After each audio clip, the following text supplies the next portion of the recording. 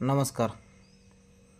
श्री समर्थ कृषी सेवा केंद्र व सायंटिफिक सीडलिंग पॅराडाईज यांच्यातर्फे आजपासून चालू सीझनला सिम्बा बियाणे उपलब्ध आहे. सिजंटा कंपनी व इतर कंपन्यांचे नामांकित कंपन्यांची बियाणेही मिळेल. त्याचबरोबर ब्रँडेड औषधं उपलब्ध करून दिली जातील. डिलिव्हरी घरपोच दिली जाईल. तरी आपण संपर्क साधावा.